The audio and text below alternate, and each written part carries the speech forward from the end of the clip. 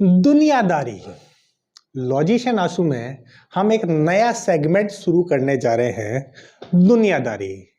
अब हम चर्चा करेंगे भारत से बाहर की जियोपॉलिटिक्स के बारे में भी और उससे जुड़ी हुई ऐतिहासिक घटनाओं के बारे में भी। तो सोचा शुरू किससे करते हैं।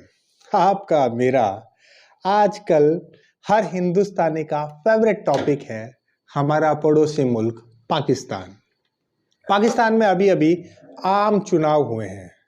अब आम चुनाव हुए हैं या खास चुनाव हुए हैं या फिर लोकतंत्र के नाम पे जनता को लॉलीपॉप दी गई है, ये सब जानते हैं। वैसे पाकिस्तान में ये कुछ नया नहीं है।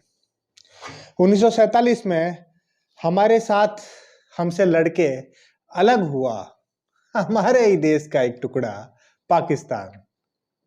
हमारी देखा देखी उसने लोकतंत्र की डींगे भी हाकी और यहां से कई लोग गए वहां पर। सोचा था एक इस्लामिक देश बनाएंगे जिसमें लोगों की सुनी जाएगी, लेकिन लोगों और लोकतंत्र के साथ वहां पर आज तक सिवाय धोखे के और कुछ नहीं हुआ। करीब 76 साल की इस यात्रा में करीब करीब 33 साल तो डायरेक्ट तानाशाही सैनिक शासन रहा और 43 साल जो नाम मात्र का लोकतंत्र भी रहा।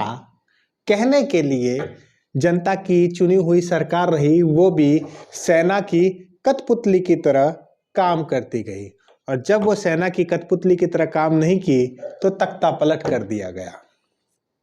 ये है पाकिस्तान के लोकतंत्र का इतिहास।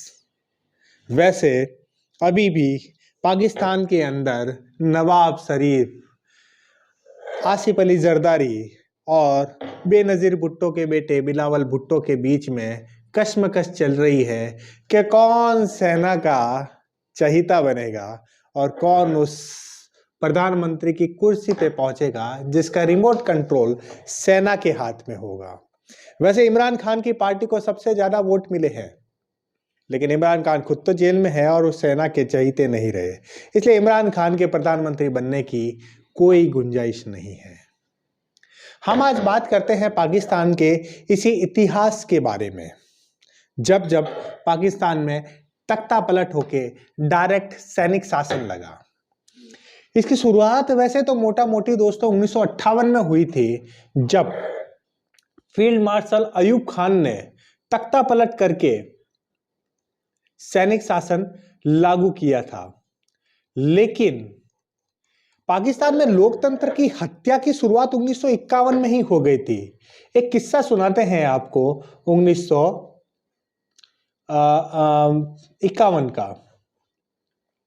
1951 के अंदर, माफी चाहता हूं, 1953 में गवर्नर जनरल गुलाम मोहम्मद ने प्रधानमंत्री ख्वाजा नाजिमुद्दीन की सरकार को बर्खास्त कर दिया था। वो उस वक्त वहां के गवर्नर जनरल थे। पाकिस्तान और भारत के अंदर जब शुरुआती दौर में आम चुनाव नहीं होते, उससे पहले अंग्रेजों ने गवर्नर जनरल नियुक्त किए थे। तो गवर्नर जनरल थे गुलाम मोहम्मद, उन्होंने ख्वाजा निजामुद्दीन सरकार को बर्खास्त कर दिया था 1953 में।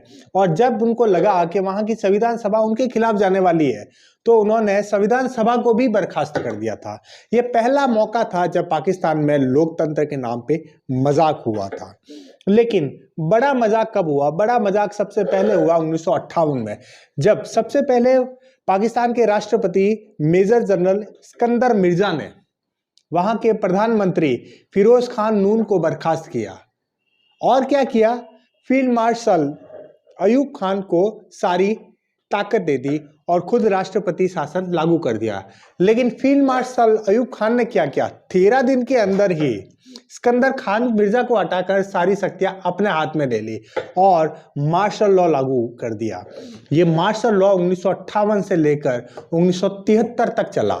वैसे 1971 से लेकर 73 के बीच में प्रधानमंत्री नाम के कुछ बाशिंदे हुए थे, जैसे नरुल अमीन जो थे वो 13 दिन के लिए प्रधानमंत्री बने थे, लेकिन वो मार्शल लॉ लागू रहा। फिर मार्शल लॉ हटा 1973 में जब आम चुनाव हुए और जुल्फिकार अली भुट्टो प्रधानमंत्री बने। जुल्फिकार अली भुट्टो कौन? जो बेनजीर भुट्टो के पिता थे। 4 साल जैसे तैसे सरकार चली, लेकिन फिर 1977 का दौर आया और उस वक्त एक बहुत बड़ा ऑपरेशन चला। वहां के उस वक्त के जो सेना अध्यक्ष दिए जियाउल हक, उन्होंने तख्ता पलट किया, उसे कहते थे ऑपरेशन फेयर प्ले। और उन्होंने क्या किया, जुल्फिकार अली भुट्टो का तख्ता पलट करके खुद के हाथ में पूरी शासन सत्ता बागडोर संभाल ली और जियाउल हक उस वक्त वहां के तानाशाह बन गए। उसके बाद 79 के अंदर जुल्फिकार अली भुट्टो को फांसी की सजा सुना के उन्हें फांसी पे चढ़ा भी दिया गया। 1977 से 1988 तक वहां पर जियाउल हक का शासन रहा और वो एक मार्शल लॉ रहा। उसके बाद में वापस आम चुनाव हुए, थोड़ा सा लोकतंत्र को सांस देने की कोशिश की गई। उसमें भी 2 या 3 बार 1993 में और 95 में तख्ता पलट करने की कोशिश की गई, लेकिन वो एक विफल प्रयास रहा। उसमें लोकतंत्र को बचा लिया गया। लेकिन 1999 में मशहूर कारगिल युद्ध के बाद में जब श्रीलंका दौरे से परवेज मुशर्रफ, उस वक्त नवाब शरीफ जब श्रीलंका दौरे से पाकिस्तान लैंड करने वाले थे, तो उनके हवाई जहाज को पाकिस्तान के सरजमी पर लैंड भी नहीं करने दिया गया और जब लैंड हुआ तो उन्हें सीधा गिरफ्तार करके परवेज मुशर्रफ ने सत्ता अपने हाथ में ले ली और तख्ता पलट कर दिया। फिर परवेज मुशर्रफ ने राष्ट्रपति पद की शपथ भी ली और राष्ट्रपति बन गए और राष्ट्रपति शासन लागू कर दिया। 2008 तक ये खेल पाकिस्तान में चलता रहा।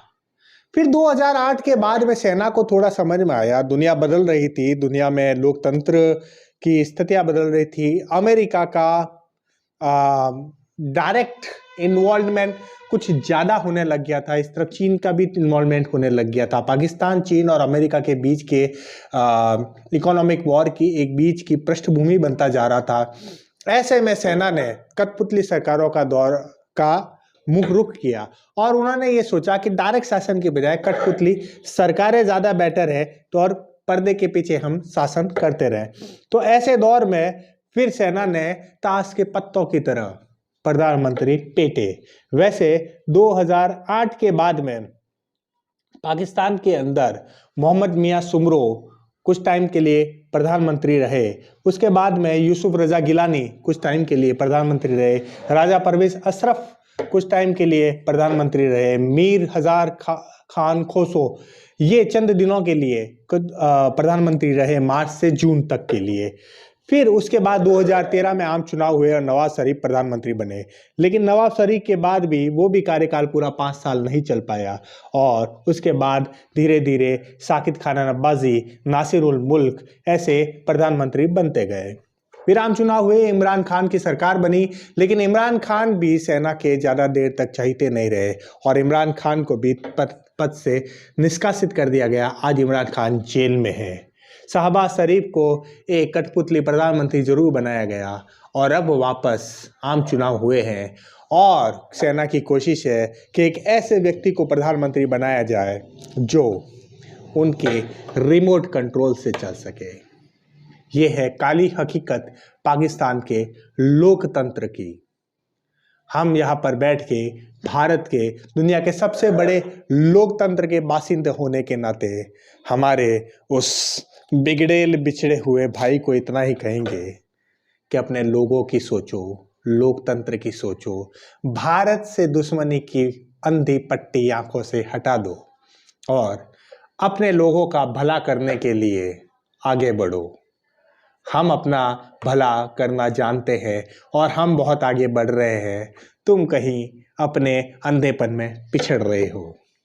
अपने लोगों की सुनो और लोकतंत्र को वास्तविक में जिंदा करो। इसी बात के साथ दुनियादारी में एक और नया दिलचस्प वीडियो लेकर आएंगे। तब तक लॉजिशियन आंसू के साथ बने रहिए। जय हिंद, जय भारत।